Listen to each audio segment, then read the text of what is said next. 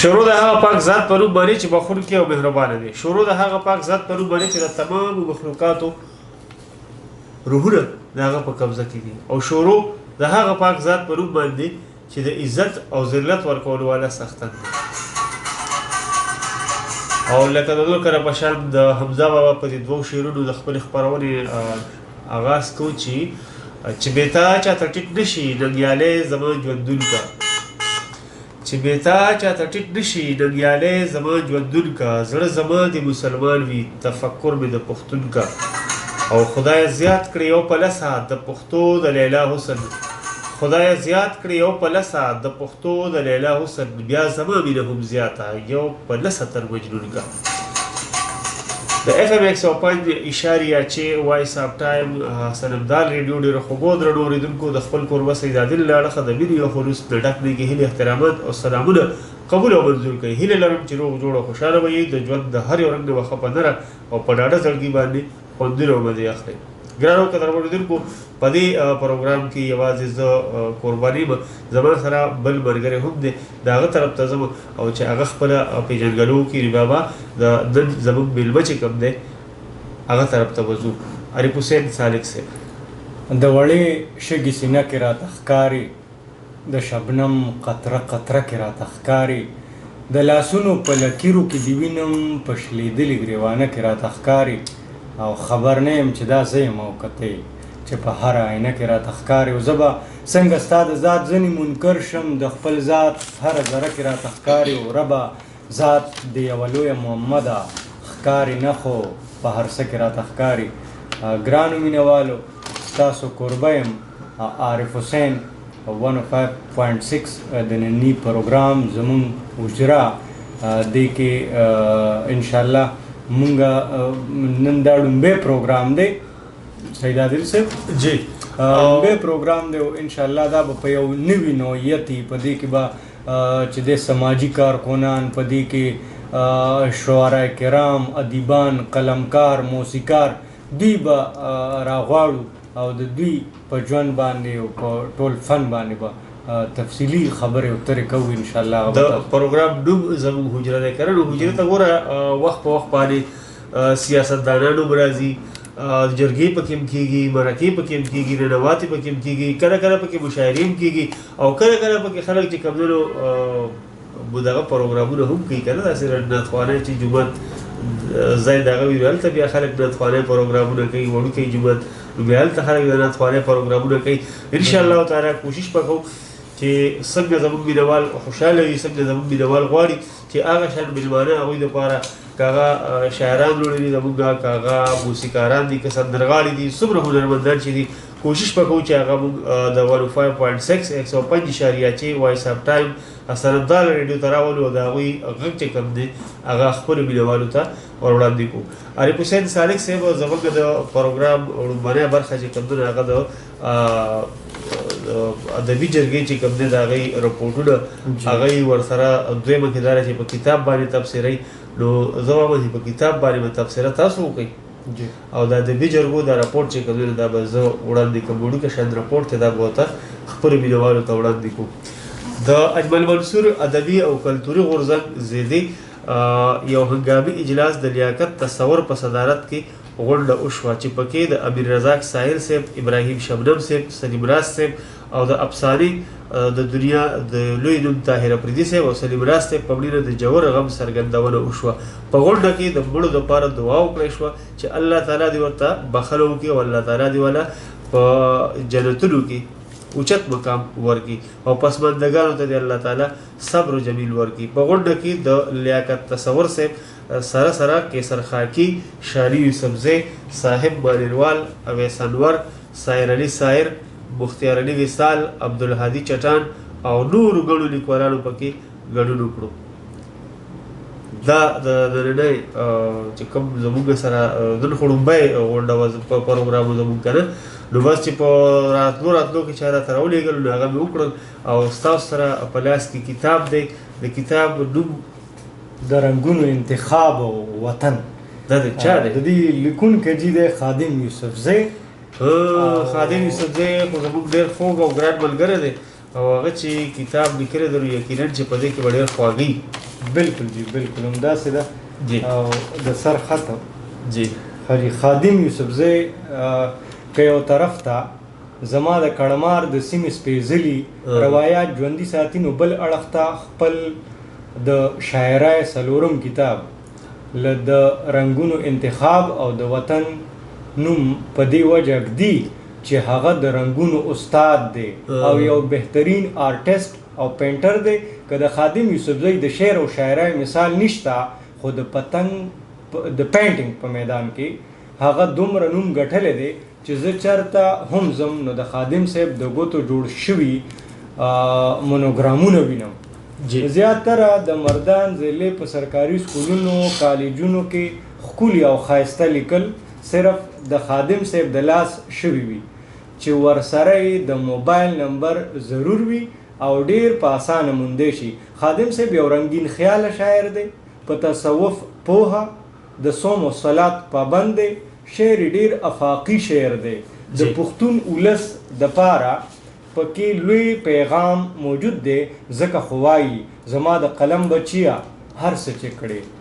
زما د قلم بچیه هر څه چې کړې، خو زمانه به دې کردار ګوري. دا به داسې چې زمونږ د ده د خولې چې کله اورېدلی و نو هغه داسې چې زما د قام بچیه هر څه چې کړې. بالکل جی زما د قام بچیه هر څه چې کړې، خو زمانه به دې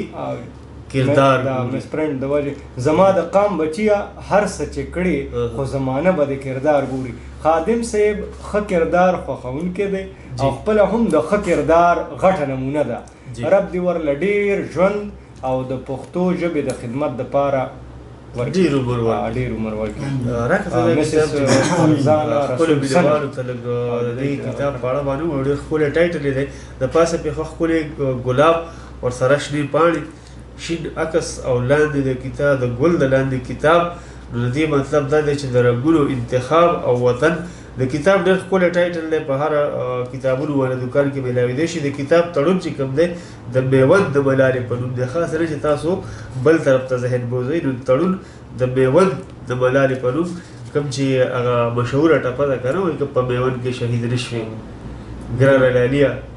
او ما ته شعرونه رایاد شي چې کاڼي ټکوه ترېنه لمبې وباسه زر کوه، او بیا د ښکلاګانو جنازې وباسه زر کوه، او تا د ملالۍ قبر نه شنې جنډې شکولې دي، ای ظالمه دې وطن نه خپې وباسه زر کوه، او ای د سپین لباس سړیه مینې ته بد مه وایه، لاړې ګناهګار شولې توبې وباسه زر کوه، او کاڼي ټکوه ترېنه لمبې وباسه زر کوه، بیا د ښکلاګانو جنازې وباسه زر کوه. خادم یوسفزی صاحب په خپل کتاب په سریزه کې په خپله لیکي چې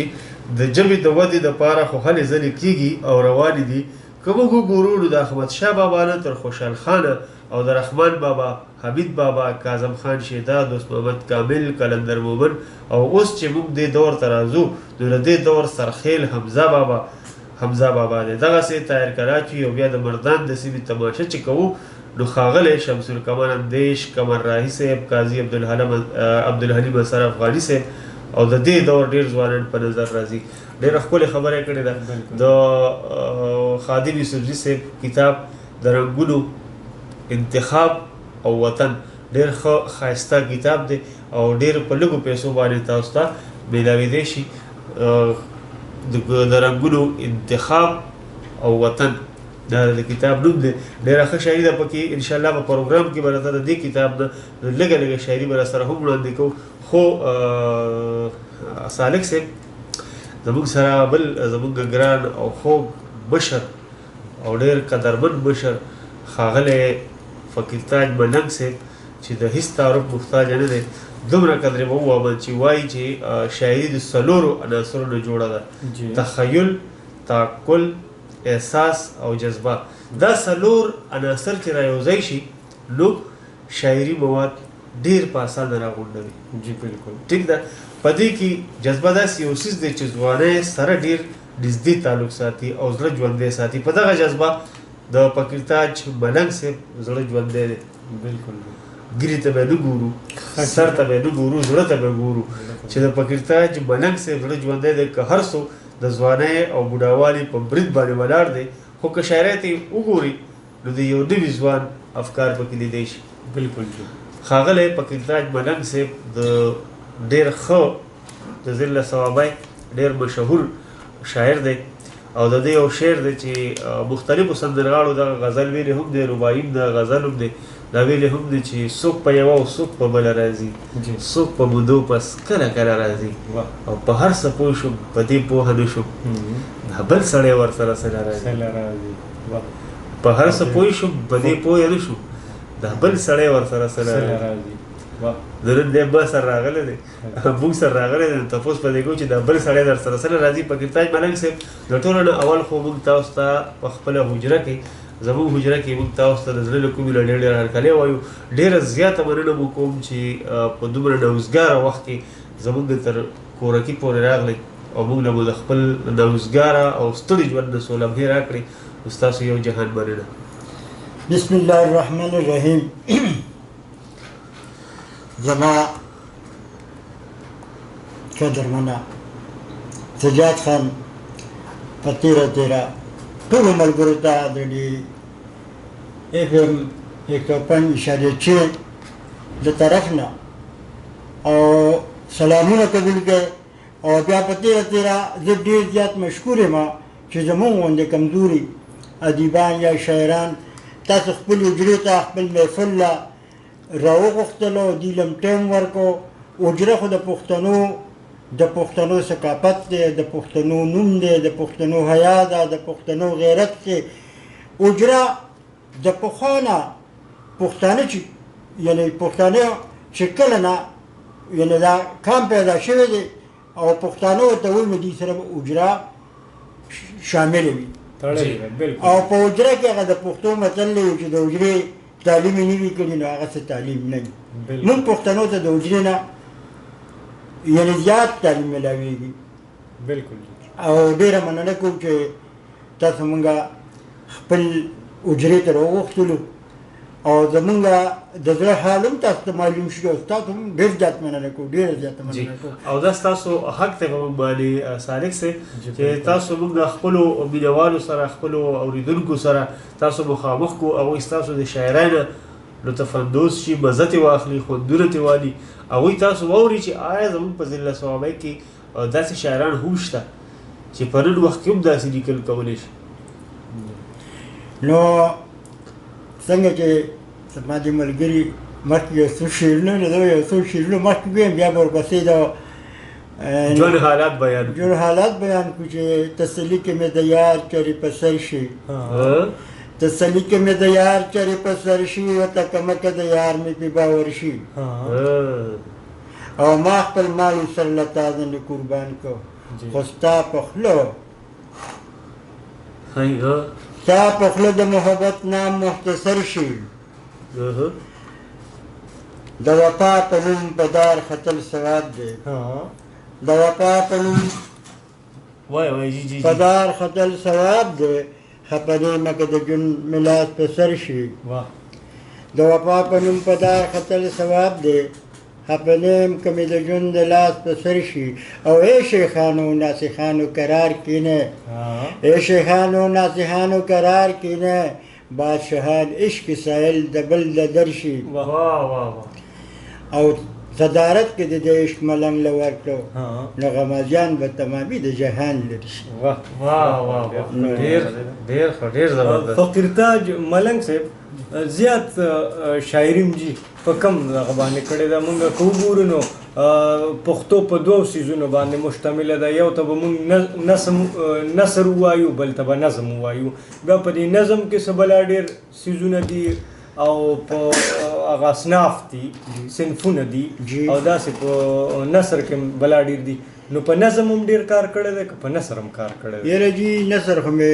ډېر کار نه دی کړی او په نظم باندې مې ډېر کار کړی دی. ښه جي ښه. په نظم کې جي بیا څه وختي چار بیته، نیمکای، لوبه، ټپه یا هایکو یا غزل په دې کې زما خو په نظمونه یعنې نظم ښه جي او دغه شان چې کوم دی غزل، لوبه، چار بیته لکه دا زما لیکل دي. غزل، لوبه او چاربیته دا ستاسو خوښ دي. نو دا کوم وخت و کوم وخت و چې فقیرتاج ملنګ صاحب چې کوم دی نو قلم راواغسته او لوبه غزل چاربیت او سندره دی وکتلو هغه په خپل هم د لیکل شروع کړ. یاره دي زما خو یعنې دا شوق چې کوم دی زما د غزل اورېدلو او د ویلو دا خو زما د بچپن نو خو په سن بهسي تریسي کې ما بیا خپل لیکل شروع کړل. دغه پردیو لږ مخکې د دې نه به ما یعنې وی به مې لیکل به مې خو لکه زما غزل به مې وی د بل چا هم وی ذوق به م لره شوق مې د غزل سره ډېر زیات. جی نو د 85 نه د بهسي تریسي نه 82 نه تر دې دمه پورې تاسو شاعري وکړه تقریبا 15 کاله جوړېږي. په دې 15 کاله کې تاسو د پښتو ادب د چمن د جوړای ته څه کتاب ورغورځولې ده که نه؟ یاره دې کتاب خو مې که په کتابونو مې لکه ما به یو 3 کتاب برابر کړي په لیکلو خو بد د څه وجې به هغه یعنې ما چاپ کړي دي چاپ له به مې نه ورکړي او لیکل ډېر دي. لیکل به راسره ډېر دي ډېر دي جی او اوس مې انشاءالله داسې اراده ده چې یو کتاب فقیرتاج ملنګ صاحب په خپله ځوانۍ کې یا په ورکوټوالي کې جی په کوم شاعر په ادیب باندې ډېر زیات مین وی او یا د هغه د شاعرۍ نه متاثره شوی او ستاسو دا خواهش پیدا شو چې زه په دغه ځمکه کرونده وکړم کار وکړم او زه دې همداسې شم؟ یاره دې خو یا تر استاد علي حیدر بابا جوشي صاحب زمونږ کلیوال هم دی او لکه زمونږ یو ډېر خوږ شاعر و او دغه شان لکه نور یعنې شاعران چې کوم څنګه چې رحمان بابا او خوشحال بابا او خو علي حیدر بابا سره چې لکه موږ ډېر زیات پاتې شوي یو د هغه به ډېر څه وي. بیا دغه شانتې شوق لیکلو سره مې و نو بس پای کې چې کوم دی ټپه رباعي او غزل که نه دا هم پکې شروع کړو لیکل هم شروع. هغه دور چې دی جي نو هغه زما په خیال د چاربیتې دور چاربیته پکې ډېره په عروج وه ځکه چې علي حیدر جوشي صاحب او د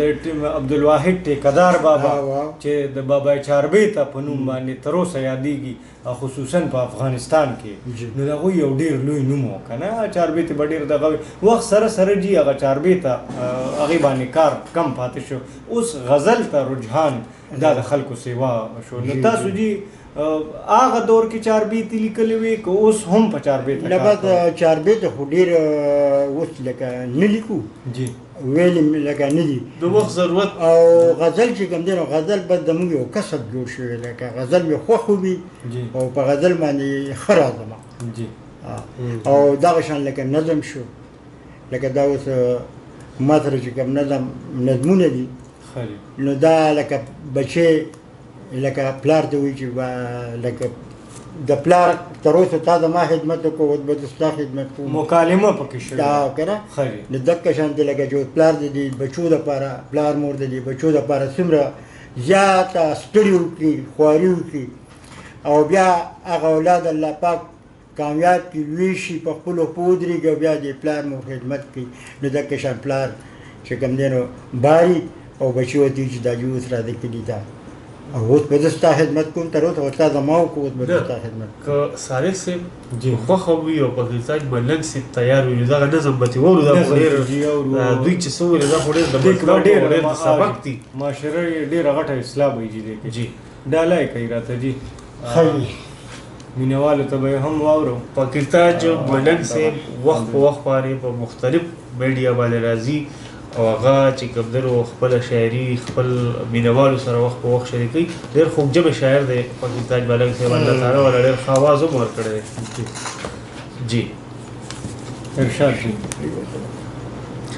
جی ارشاد څومره جي چې ما وکتل نو زمونږ په دې صوابای ضلع کې شکر الحمدلله ډېر قیمتي هیرې لالونه دغه موجود دي د پښتو ادب له ډېر څه ورکړل دي خو باید چې زمونږ دغه نوی نسل د دغې نه استفاده وکړي، پښتو زده کړي، پښتو ولولي او دا نو دا جي د اجرا د جومات د دې ټولو څیزونه دې کتابونو کې دغه شاعرانو ادیبانو راغونډ کړي دي چې اجرې موږ له سره کړل، زموږ کلتور زموږ ثقافت موږ له سره کړل. جی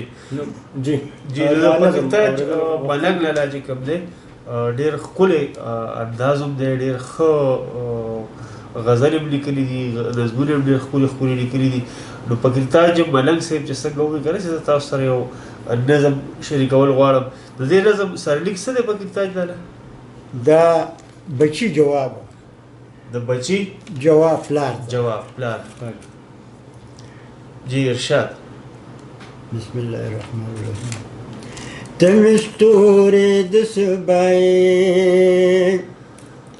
زد ستوري مخمیم،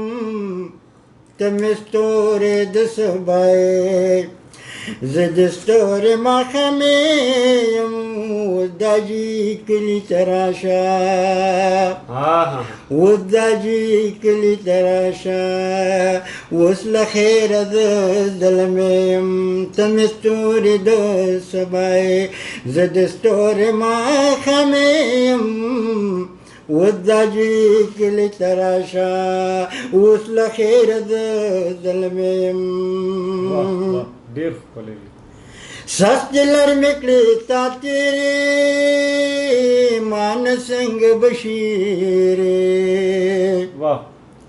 سخت لرمکړې تا تیرې مان څنګه بشیرې، وز بدلتا خدمت کړم اوس په زړه ته اوس بدلتا خدمت کړم، ستا د ګوت زغمې یم، اوس دا جي کلي تراشا، اوس لا هېره د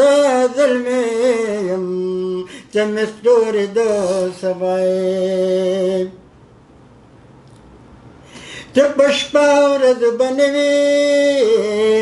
موږ دپاره چې واړو، ته په شپه ورځ به نه وې موږ دپاره چې واړو، راته وایه بابا جانا نه په سهار نه په غرمې یم، راته وایه بابا جانا نه په سهار نه په غرمې یم، اوس دا جي کلي ته راشه، اوس له خیره د ظلمې یم، ته مې ستوري د سبا یې، زه د ستوري ماښامې یم، اوس دا جي کلي ته راشه. د پښتو غېږه کې لوی شومه، د پښتو شودو مې نوش دی، د پښتو غېږه کې لوی شومه، د پښتو شودو مې نوش دی، پښتنې یم پاللې پښتنې یم پاللې، بودله یم مېړنې یم. ډېره مننه. اوس دا جي کلي ته راشه، اوس له خیره د ظلمې یم، ته مې ستوري د سبا یې. خلک خاندي خوشحالېږي چې څوک پلار سره روان وي، خلک خاندي خوشحالېږي چې څوک پلار سره روان وي، ما ته خپل ځان داسې ښکاري، ما ته خپل ځان داسې ښکاري لکه زه چې مېرنې یم، ما ته خپل ځان داسې ښکاري لکه زه چې مېرنې یم، اوس دا جي کلي ته راشه، اوس له هېره د ظلمې یم، ته مې ستوري د سبا یې. مور زما داسې خفه وي لکه کونډه چې خفه وي، مور زما داسې خفه وي لکه کونډه چې خفه وي، اوس پیدا شوله بدله د سپرلي ګل موسمې یم، اوس پیدا شوله بدله د سپرلي ګل موسمې یم، اوس دا جي کلي ته راشه، اوس له خیره د ظلمې یم، ته مې ستورې د سبا واه دا خادم زما زوی دی خدي ما خادم به الله لوی کړي زه په زړه کې دا واده کړم په الله زما قسم دی چېرته به زه خفه نه کړم ما خادم به الله لوی کړي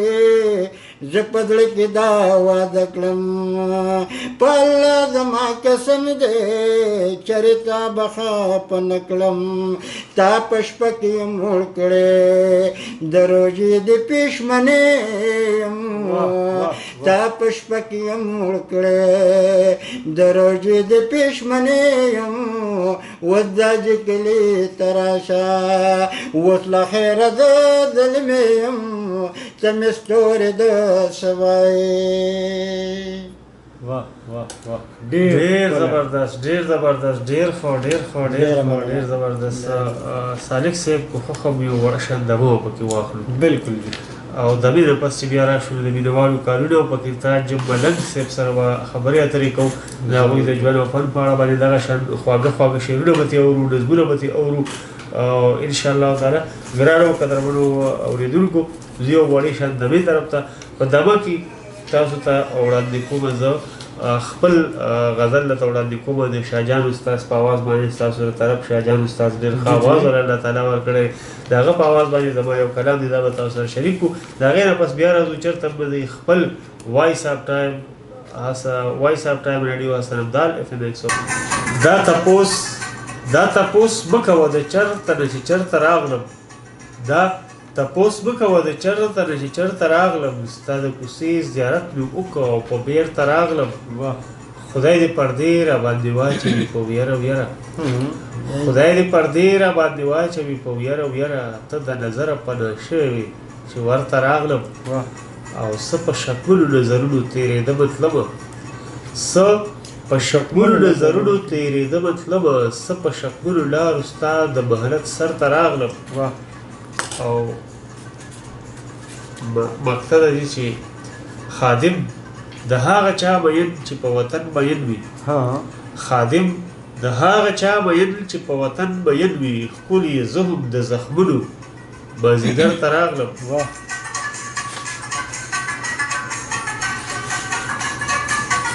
دا تپوس مه کوه د چېرته نه چې چېرته راغلم ستا د کوڅې زیارت مې وکړو او په بېرته راغلم د وایس آف ټایم FM 105.6 حسن ابدال ډېرو خوږو درنو اورېدونکو د خپل کوربه سید عادل او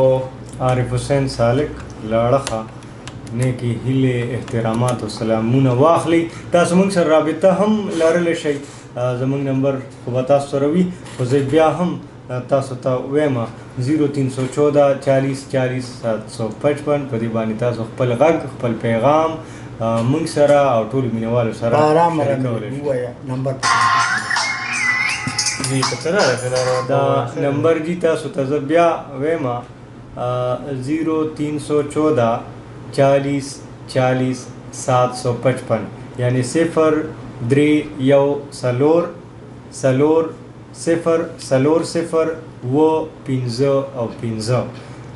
موږ سره د دې نه علاوه که تاسو SMS کول غواړئ نو SMS لاره هم ډېره اسانه ده راواخلئ خپل موبایل کې به لاړ شئ رایټ میسج آپشن ته د هغې نه پس به ولیکئ VOT نه پس چې کوم دی به ولیکئ سپیس به ورکئ د سپیس نه پس چې کوم دی نو لږ خپل نوم به ولیکئ خپل د کلي نوم به ولیکئ او بیا به پکې خپل وړوکی شان پیغام موږ ته به راواستوئ په 8881 باندې یعنې 888 باندې ګرانو قدرمنو اورېدونکو وخت شوی دی ستاسو د کارونو ستاسو کارونه به پکې هم اخلو او ورسره به ستاسو مینه ستاسو محبتونه به پکې هم شریکو که خوښه وي نو سالک صاحب یو کال به پکې واخلو چې مینوال څه وایي ویښ دي ویده دي موږ اوري نه اوري څه جی بسم الله کوي فقیر تاج ملنګ صاحب دا روډ د ټیکسلانو دوی وایي چې ما ته د 1930 کې چې کوم آسی عبدالمنان کوم چاربی ته لیکلي وو نو هغه دې راته ووایي که درته یاد وي او که درته نه یاده نو شفیق داجي صاحب هم غوښتنه وکړه افغان صاحب هم غوښتنه وکړه او د ورور د ټکسلا نه ووایي چې موږ ته د یو ښکلی شان نظم ووایي. ډېره مننه ګرانه ملګریه. جی چاربیته خو راته یاده نه ده او نظم به درته خپل ووایم. جی ارشاد. نظم دی. اوسېدل چې مې په غر وې واه اوسېدل چې مې په غر وې بس یو زه یو مې دلبر وې چې وړوکی شانتې کور وې پرش د دربو پکې خور وې اوسېدې د غر د پاسه بې خطرې او بې اسواسه اوسېدې د غر د پاسه بې خطرې او بې اسواسه نه دي زه نه مې رور وې چې نه شر وي او نه شور وې چې یو لوکی شانتې کور وې پرش د دربو پکې خور وې چې د دربو مو څپلی وې نه مو چا سره سیالی وې چې د دربو مو څپلی وې نه مو چا سره سیالی وې د کرکڼو نه ډک کور وې په ګورګورو مو مختور وې چې یو وړوکی شانتې کور وې پرش د دربو پکې خور وې یو زه یو مې دلبر وې جل د مینې په مو خور وې نه خندا وې نه پیغور وې باز د مینې مو کولې د یو بل نظارې دلې جال د مینې په مو خور وې نه خندا وې نه پیغور وې چې یو وړوکی شانتې کور وې پرش د دربو پکې خور وې په نخترو کې موټال وې ستا د زلفو په شکال وې په نخترو کې موټال وې ستا د زلفو په شکال وې د چنچڼو شور ماشور وې تا پلیت بل کړی اور وې چې یو وړوکی شانتې کور وې پرش د دربو پکې خور وې د چلو ساده شپون کې وې ستا په پوزه میخه کې وې د چلو ساده شپون کې وې ستا په پوزه میخه کې وې په مزل ستړی بې کور وې ستا جولې کې پروت خرور وې چې یو وړوکی شانتې کور وې پرش د دربو پکې شور وې ډېر ښکلی ستا درنه ښکلې ګګره وې ستا پښتو زما څېره وې ستا درنه ښکلې ګګره وې ستا پښتو زما څېره وې د بنګړو د شرنګه شور وې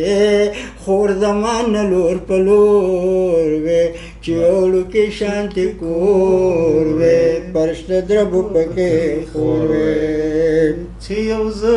یو مې دلبر وې زمرلنګ ساده پښتون ما په حیا باندې مین ما زمرلنګ ساده پښتون ما په حیا باندې مین ما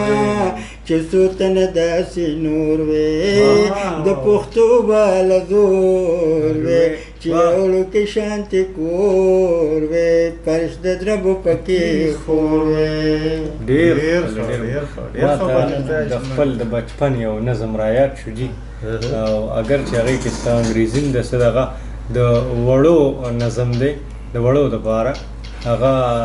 سید عادل صاحب داسې دی چې ارشاد ما نه مارور ولې ټاکنګ کوا کله کله ما طرف ته واکنګ کوا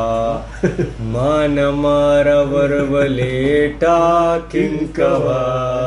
کله کله ما طرف ته واکینګ کوا کله کله ما طرف ته واکینګ کوا گنجد تندین لرکو درتا منت کوم گنجد تندین لرکو درتا منت کوم خوان کوي مسکے شرات لافنگ کوا کله کله ما طرف توا کینگ کوا کله کله دا ډیر زبردست نظم و د شپږم جماعت زما نظم و دغه خو پکې ډیر دي مستریو کړي خو ما وی چې زه د ملنګ صاحب وخت مو وانخلم او دی واورو ډیر دی له مکور دا نظم به بیا شي که خیر چېرته ملنګ صاحب ستاسو چې په کوم وخت کې وایي چې موږ په بحث تریسي کې شاعري خپله مې شروع کړه نو هغه وخت کې ادبي جرګې وې ډېرې جرګې وې خو مونږ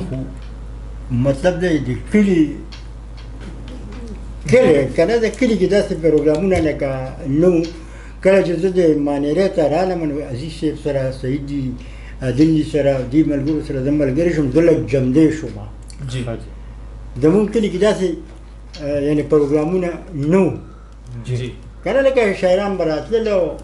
بعضونه به حجرو ته مجلسونه راتلل پخوا خو لکه مجلسونه وو او خو ښکلې مزې به وې پکې او شاعران به یې راوستل مشاعرې به کېدلې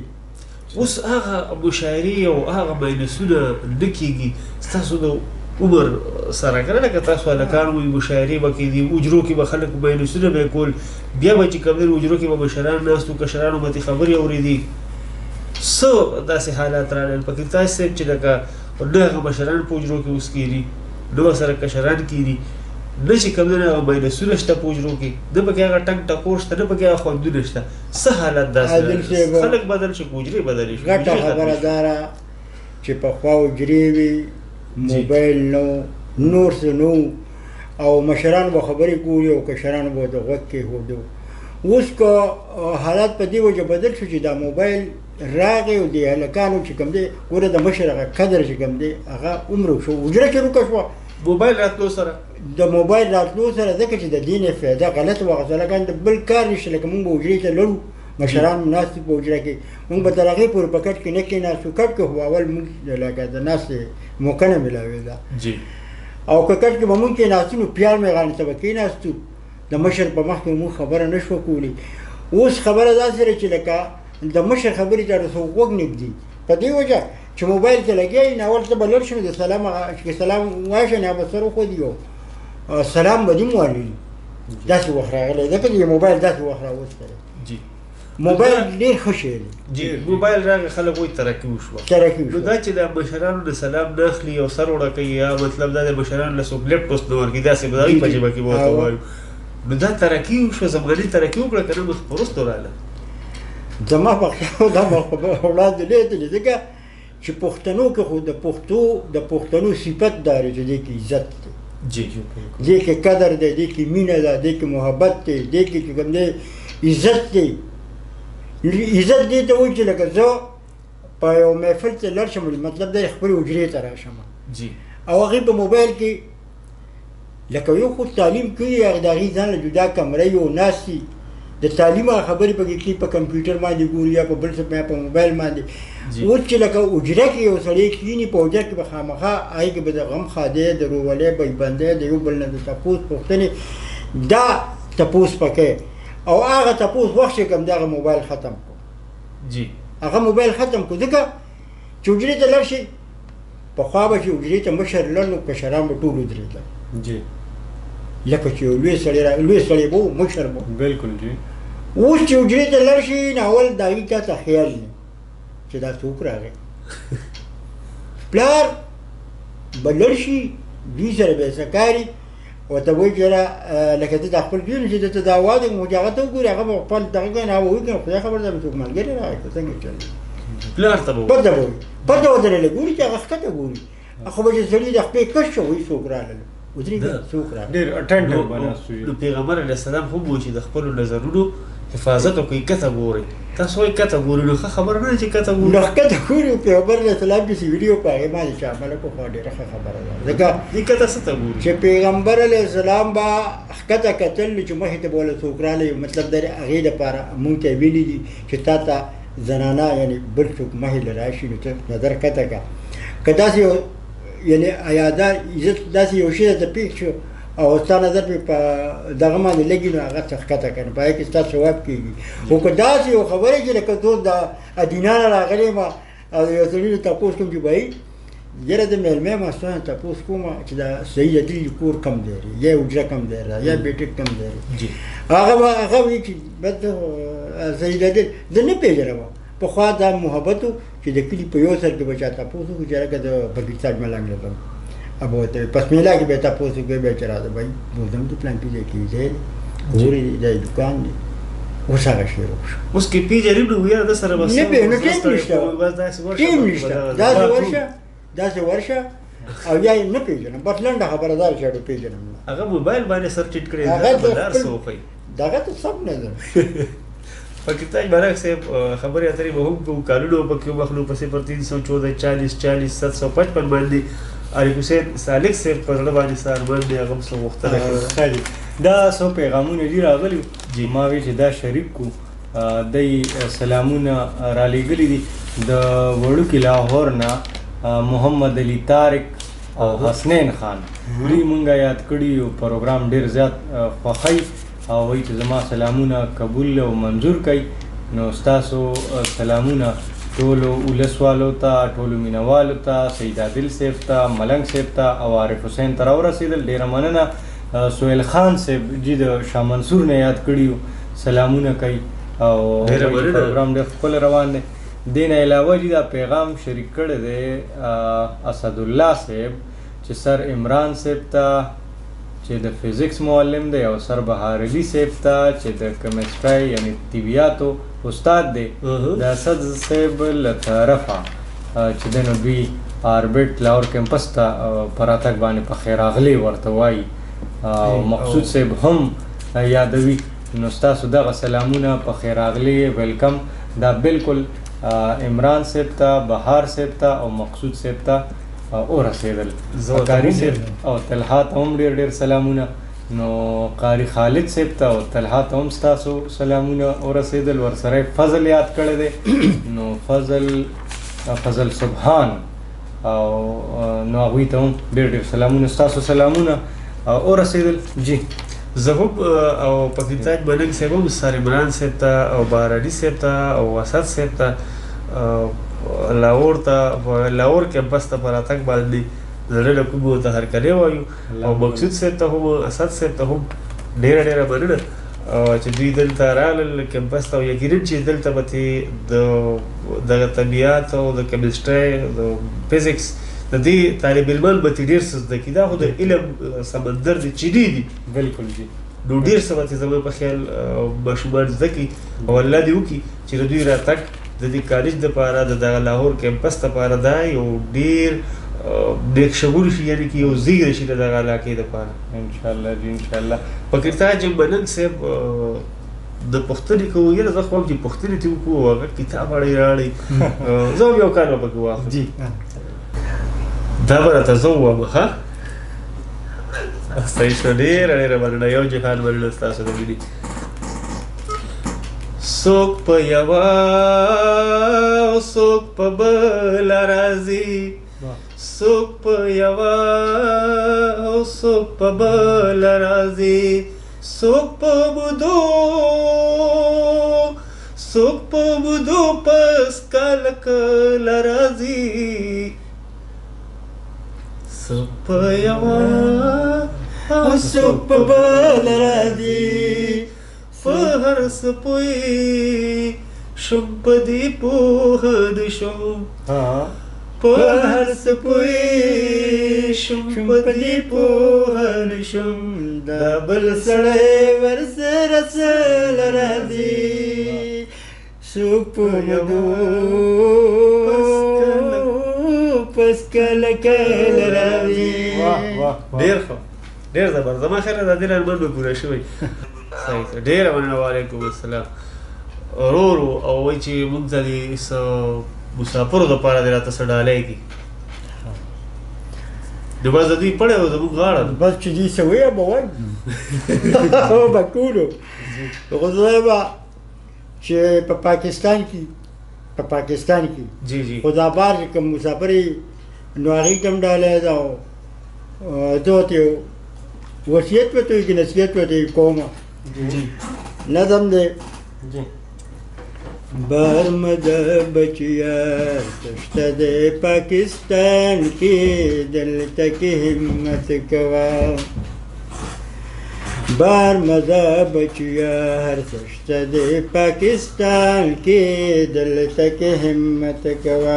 کم د چا نه دی ګرد ښکلي ګلستان کې او دلته کې همت کوه برمده بچیا هر څه شته د پاکستان کې او دلته کې همت کوه دلته زمرد دلته مرمر دلته سره زر شته دی دلته د هر قسمه معدنیات لولو غشته دی دلته کې ځوانه شته دلته هر قسم هنر شته دی مکړه مزدوري بچې د بل په بیابان کې او دلته کې همت کوه کم د چا نه نه ګرځه ښکلي ګلستان کې او دلته کې همت کوه دلته کې همت کړه د بنجر ځمکې روښان کا چار چاپېرته ګرځه جوړ د ګلو ګلستان کا یاد په وطنونو باندې نوم د پاکستان کا رسته د چا نه یو هم په نومو هم پتوان کې او دلته کې همت کوه چار چاپېرته ګرځه ګرځه ښکلي ګلستان کې او دلته کې همت کوه خدای موږ له راکړې لولونه او سیندونه دي خضر خیزه ځمکه پکې ښکلي چمنونه دي خضر خیزه ځمکه پکې ښکلي چمنونه دي ښکلې نظارې دي پکې ښکلي سباونه دي سوال کوم بچیا چې مې شته شی خپل ودان کې او دلته کې همت کوه رسته د چا نه یو نوم په نومو پتوان کې او دلته کې همت کوه لرې کړه ټوپک جوړ د شیطان سره جهاد کړه لاس کا کلم پر چاپې زړه ور باندې هات کړه مخکې قدم کې د په هر ځای زنده‌باد کړه رسته د چا نه شي کشران دې په میدان کې او دلته کې همت کوه رسته د چا نه شي کشران دې په میدان کې او دلته کې همت کوه شمع د ځان جوړه کړه د جوړو د علم جوړو دونه کا لړکړه نفرتونه جوړ د مینې محفلونه کړه لړکړه نفرتونه جوړ د مینې محفلونه کړه لار د کامیابۍ خپل کشرانو ته چلونه کړه خپل وطن ودان قدمه د کړه په خپل ځان کې او دلته کې همت کوه کم د چا نه دی ګرځه ښکلي ګلستان کې او دلته کې همت کوه ښکلي پې ښکارېږي چې د خپل وطن خدمت کوي دوست به د الله شي چې د خدای پاک عبادت کوي دوست به د الله شي چې د خدای پاک عبادت کوي مو پلار به رضا وي چې د دې مطابقت کوي څوک چې ناپروان وي تل هغې وي په تاوان کې او دلته کې همت کوه ښکلي پې ښکارېږي ګرځه ښکلي ګلستان کې او دلته کې همت کوه وایه پکې دا ستا ښایسته نصیحتونه دي تل دې د وطن دپاره پاک خدای ته سوالونه دي تل دې د وطن دپاره پاک خدای ته سوالونه دي مینه د وطن دې په زړګي کې ارمانونه دي خدای برکت راولي ستا شعر او ستا افغان کې او دلته کې همت کوه کم د چا نه دی ګرځه ښکلي ګلستان کې او دلته کې همت کوه ډېر زبردست ډېر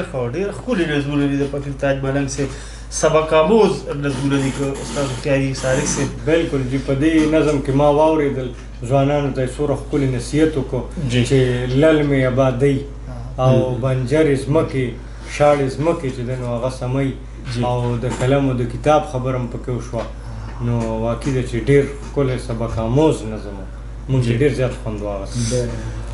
که خوښه وي فقیر تاج ملنګ صاحب او صالح صاحب نو کال طرف ته به لاړ شو او کال به پکې واخلو په 0314 40 40 755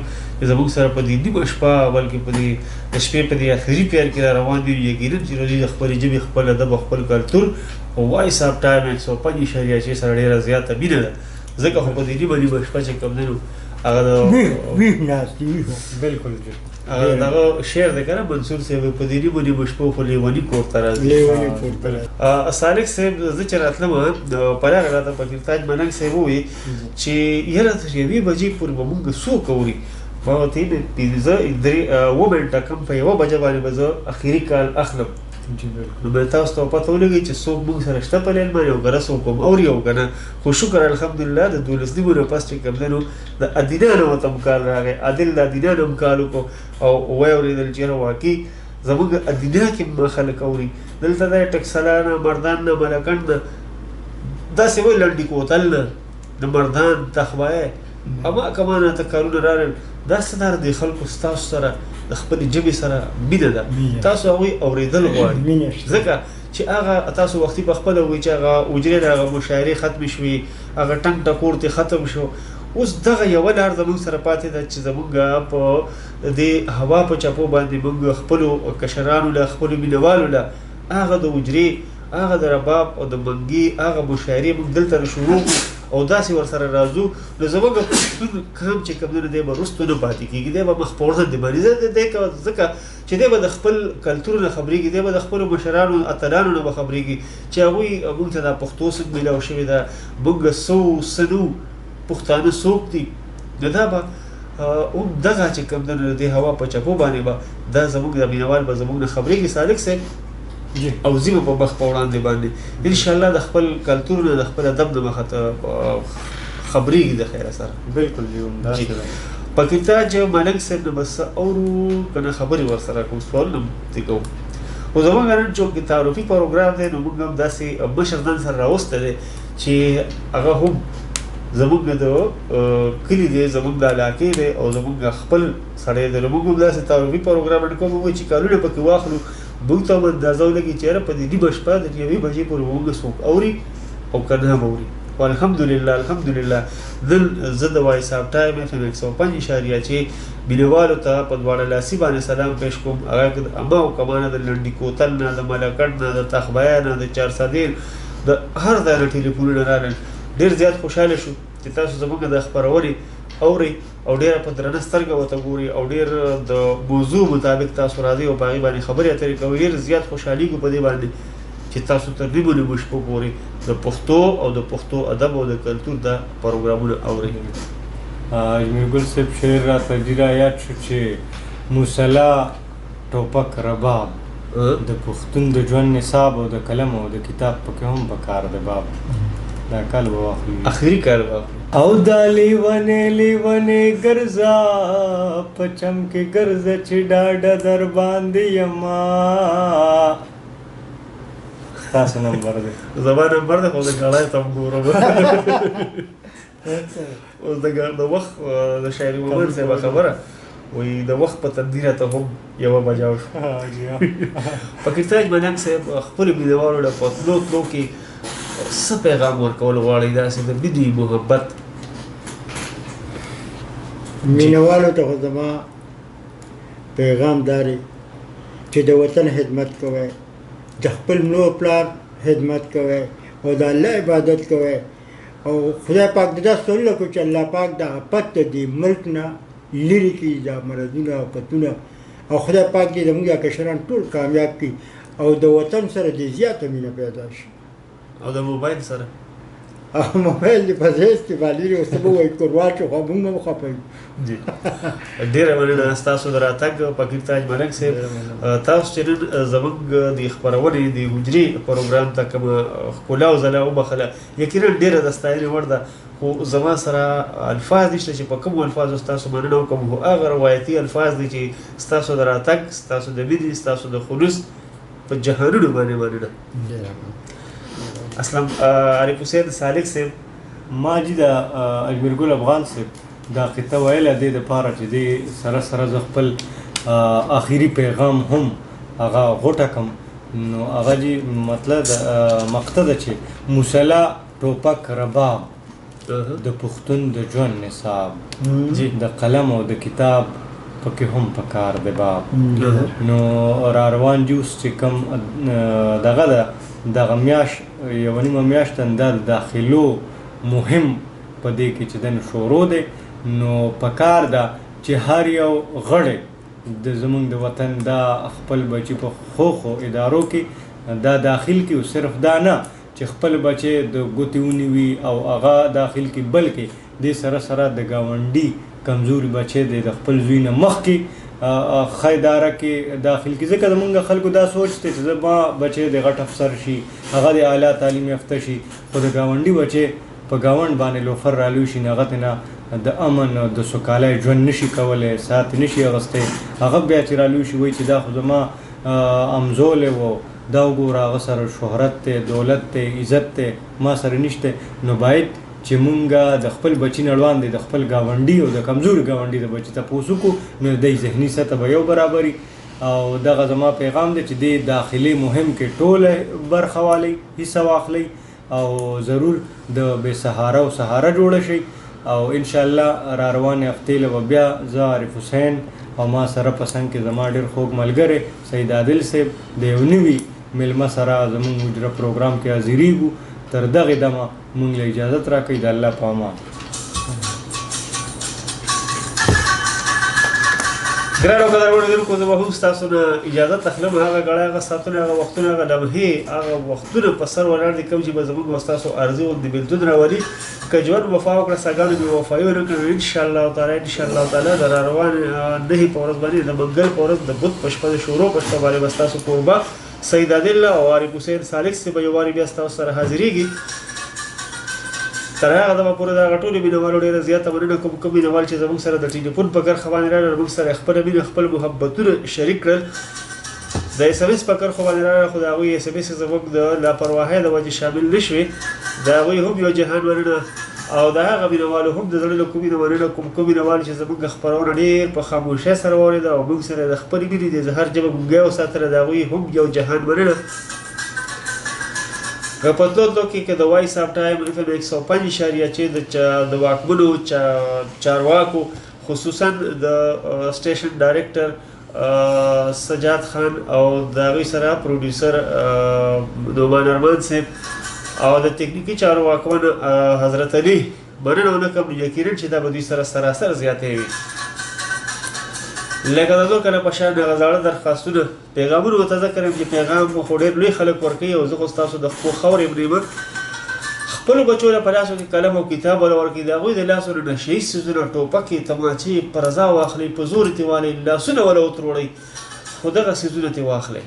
او په لاسو کې وله د روښانه مستقبل په شکل کې قلم او کتاب وله ورکوي دویم عاجزانه درخواست چې پښتو وایئ پښتو لیکئ پښتو لولئ او پښتو کوئ هم الله دې بیا راوله یاره الله دې بیا راوله یاره ماشوم زړګی مې درپسې جړا کوي نه او دا ته چې زه اخر به لاړ شي دا ته چې زه اخر به لاړ شي ما ته ګړی په ګړی مه وایه چې زما او چې رخصت اخلې منګل راکه چې رخصت اخلې منګل راکه چې پناه کېږې مخ راواړوه میینه ګرانو قدرمنو لیدونکو هم په دې ځای باندې خپل کوربه سید عادل او عارف حسین سالک صاحب له د عباسي یوسفزي صاحب د یو شعر سره ورکوي اجازت د خدای دپاره پښتنو ځانونه وپېژنئ د خدای دپاره پښتنو ځانونه وپېژنئ ستاسو دپاره خو به ځان له پیغمبر نه راځي چېرته هم چې ښه آداباتو شنه بریالي اوسئ کور مو ودان شپه مو په خیر نبي الله په امان